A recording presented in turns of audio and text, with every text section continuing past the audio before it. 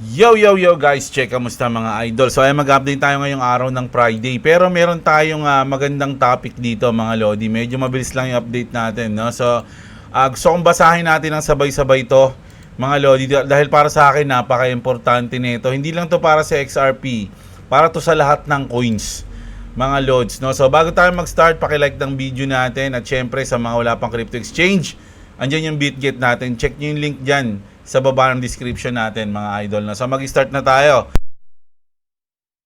Sabi dito mga idol, the final move isn't buying, it's escaping. Sabi dito mga lodi, no?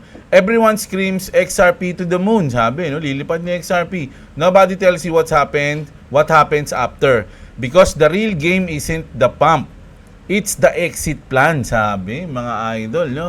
Napakagandang topic nito, no? So sabay-sabay natin basahin. And here's why 99% will get wiped after they win, no? So isipin niyo panalo ka na pero matatalo ka pa, 'di ba? So sabi dito, let's say XRP hits $10 o kaya $20 or even $100. You open your wallet and you're a millionaire. Mga lods, no? So pagtingin mo milyonaryo ka na. Oh, but now what? Sabi niya, ano nang gagawin mo? Anong gagawin mo sa pera mo? 'Di ba? Paano mo siya mapapakinabangan? Kumbaga, sabi dito si sell mo siya on exchange o baka ma-frozen ka. May chances na mga ganun nangyayari sa mga crypto exchange. Mapo-froze. Move to a stable coin. Nako, baka ma-depeg ka. Alam niyo naman yung nangyari sa FTX, mga idol, yung stable coin nila na depeg sa dollar, 'di ba? Cash out to Payat, flagged. No, so ito mga lodi, parang ganito yung dito pumapasok yung mga amla-amla sa tingin ko, no. No, pag maglalabas ka ng malaking asset, mako-question ka. Magkakaroon ka ng red flag. 'Di ba? So ganyan yung mangyayari. So anong gagawin mga idol, no? So dapat i-comment niyo yung opinion niyo dito, ha. Sabi dito, here's what they won't tell you. Liquidity doesn't dry up when you're poor. It dries up when you're rich. Ayan mga lods, ha. Napakaganda, 'di ba? Because moonshots are not financial events. They are control events, no? Yung mga moonshots daw, meaning yung mga pagtaas ng market o yung biglang paglipad, control daw yan. Hindi yan yung parang Pasko na every bit nangyayari. Di ba? Kinokontrol daw yan. Why do they say not your keys, not your coins, or not your crypto? Ano yun yung kasabihan sa crypto, di ba? Because when the price explodes, the rules implode. Sabi. And they don't want you escaping the cage, no? Ayaw nila kayong patakasin sa malaking perang hawak nyo. Ganun. No, kahit na biglang nag-pump, nagyumamang kayo, hindi kayo pwedeng lumabas, mga idol, no? Will they let the early believers just walk away rich? Papayag ba sila noon? Na kami nagpa-pump niyan. Kami yung dahilan kung ba't kayo maman. Sa tingin mo, papalabasin ka namin dito? No. They will change the exit mid-air, sabi niya, no? So ganyan, ha. That's why your exit plan must be off exchange, no? So dapat dito mga lodi, wala ka raw sa exchange kapag mag-out ka. It's either yung asset mo nasa cold wallet o yan, no? Cold wallet ready, no? Kaya nga tayo may cold wallet. Kung gusto niyo bumili ng cold wallet, andyan yung link ng CryptoBilly sa description natin. Nagdi-deliver sila nationwide. On-off ramp strategies in place. Stablecoin alternatives, betted USDC or RLUSD, no? Ayan yung mga sa tingin natin is okay. Jurisdictional options research. Better yet, exit in value, not fiat, no? Kung hindi nyo kaya to o nahirapan kayo, exit nyo value, wag yung pera, no? Pwede kayong bumili ng lupa, ng asset, equity, gold or power, no? Paano saan bumibili ng power? Ay, sabi diyan, you don't need to cash out into their system. Build your own. Mamaya may mapapanood ako sa inyong video. So ayan, build your own. When the flip happens, the headlines will distract. The rails will rewire. The whales will rotate. And most will be locked out of the very gains they earned unless they ready. No? So ito mga lodi, ako sinasabi ko sa inyo, sabi ko nga, kung sa tingin nyo malapit na kayong mag-take profit, mas maganda kung ang inyong mga asset ay nasa cold wallet. Kasi kaya naman tayo nasa Bitget kasi nagte-trade tayo, dyan tayo nagbobodega. Siyempre may mga target din tayo dyan. Halimbawa, pag umangat ng 1,000 na XRP ko, lagay ko na sa cold wallet. Tapos ipon ulit. Pag umangat ulit ng 1,000, lagay ko na sa cold wallet. Ganon. Tapos nagte-trade ako sa crypto exchange, ganon. Pero ang priority natin is makapagbodega sa cold wallet. Okay lang naman magbodega sa crypto exchange. Basta alam mo sa sarili mo na iniingatan mo yung asset mo. 'Di ba? Pwede mo siyang ibenta diyan. Kasi kapag malakihan na, sabi ko nga, 'di ba? Sino ba yung ilang beses kong sinasabi sa akin ng medyo matitinding whales eh. Kapag mga nasa 2 digits lang ang inyong asset, halimbawa 50,000, 80,000, 70,000, 99,000, okay lang yan nasa crypto exchange mga lodi. No? Pero kapag nasa 6 digit na kayo, 100,000, 500,000, mas maganda yung asset nyo is nasa cold wallet na para makatulog kayo ng mahimbing. No, ganun yan mga idol. No, XRP doesn't just need a moon bag. It needs a warm up because the final phase of this protocol revolution isn't speculation. It's escape velocity, sabi niya mga idol. No, so ang parang pinaka point dito, mga lodi, isa ano ang escape plan mo? Escape plan, 'di ba? So pwede nga mangyari yung sinasabi niya dito sa una pa lang na pwedeng kapag sa crypto exchange ka, kasi hindi naman lahat, no? Pero may mga crypto exchange din talaga ng mga solid, no? Isa akin dyan, isa na yung Bitget. Pero pwede kasing mangyari to sa mga ibang crypto exchange, no? Tapos yung stablecoin mo, madipeg. Isa lang to nangyari. Nakita ko lang to live sa FTX, mga idol. Yung nangyari yan, grabe. Sabi ko sa inyo, ang daming mga investor, di ba? Sabi nga nung iba, nagpakamatay yung iba kasi andun lahat ng asset nila. Pero ngayon binigay na yung ano nila, 'di ba? Yung mga utang nila. Mga utang sa kanila. Binigay na. Pero grabe 'yun, mga lodi, isa sa mga pinakamadugong bear market. Tapos sa Fiat naman, tulad nga ng sinabi natin kasi nilabas natin yung nakaraan, hindi naman isang sabay-sabay 'yun eh. Kumbaga, pautay-utay 'yun tapos maraming account, no? So, medyo mahirap talaga. Depende na lang kung labas ng bull market o bilang naglipadan, may regulations na tayo tapos tanggap na sa Pilipinas yung crypto, hindi natin sure eh. No, so kailangan pag-isipan nating maigi yan mga lods, no? Kasi syempre nilabas ko nung nakaraan, pagbili ko kay Rocket, di naman ganun kalaki yun eh. Mga lods eh. No? Hindi siya ganun kalaki. Mga idol, wala pa siyang 7 digit, no?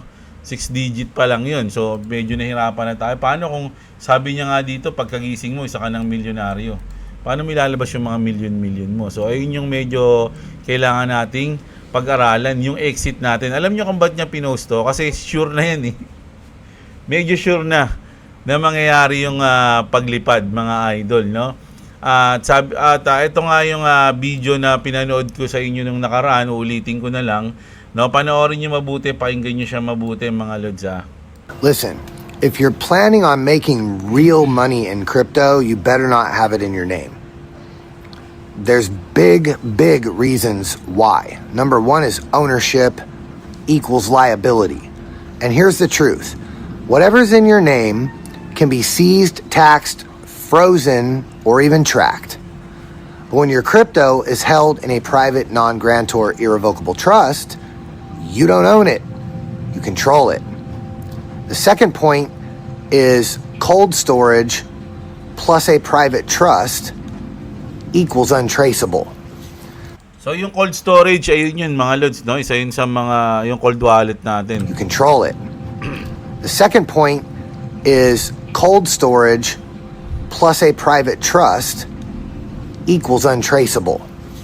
Yung private trust, I'm not sure kung ngayon yung trust wallet, no? Or iba pang ano yung private trust na yun. Hindi ko pa alam yun. So to take it a step further, let the trust own the cold storage wallet and let the trust open up the exchange account where you're going to purchase crypto.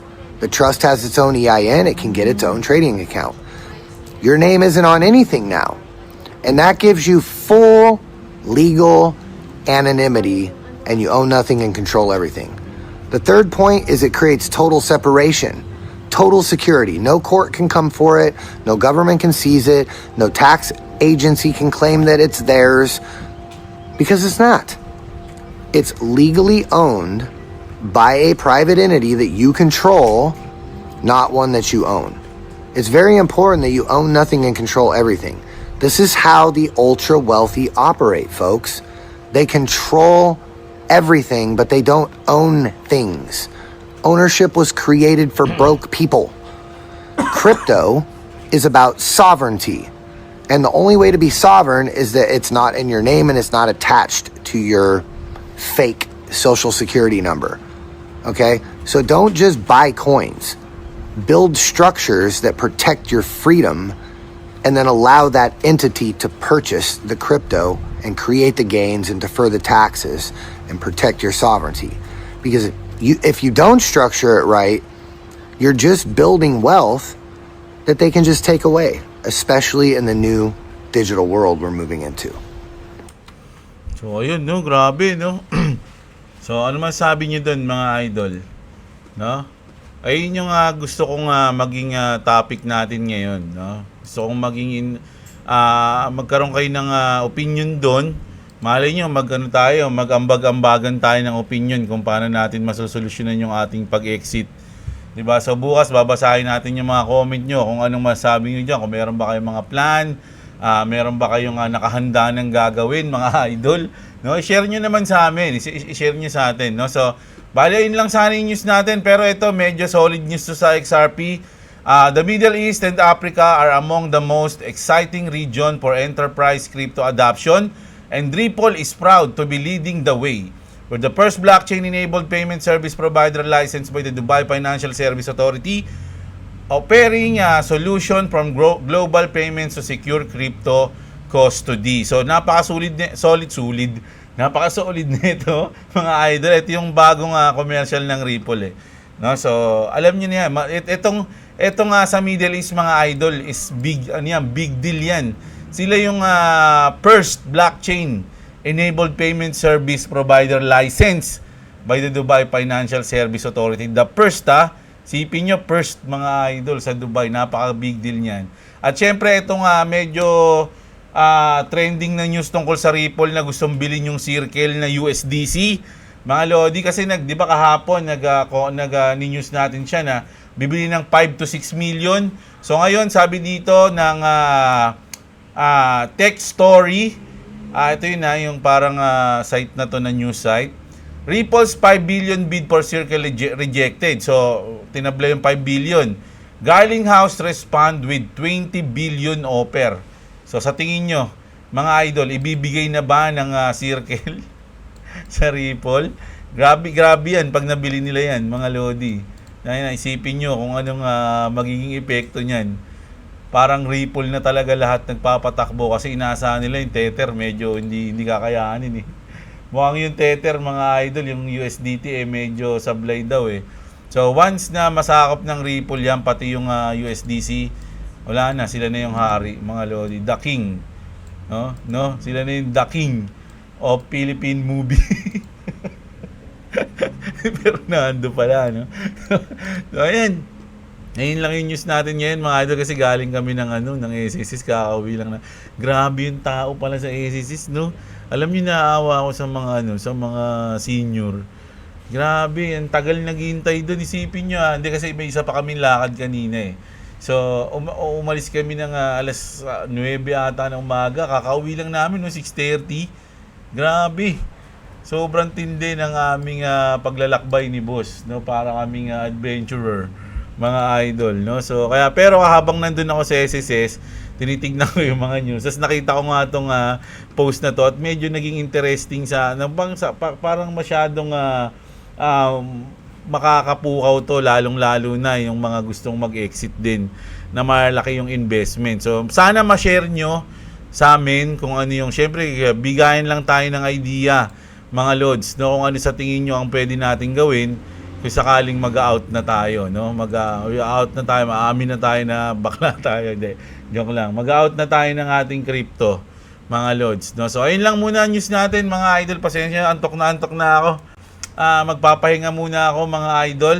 So, kita-kits tayo bukas mga Lord. Sana na-enjoy nyo yung video natin kahit maiksi So, yun lang. Magandang araw sa inyo. Huwag nyo kalimutan i-like yung video tsaka sa yung BitGet natin dyan. Check nyo yung mga link. Ayun lang. Magandang araw sa inyo mga kapatid at What's up? Subscribe to Clovis TV and subscribe to Jablo. Today is my friend's birthday. no. Prince! No, not today.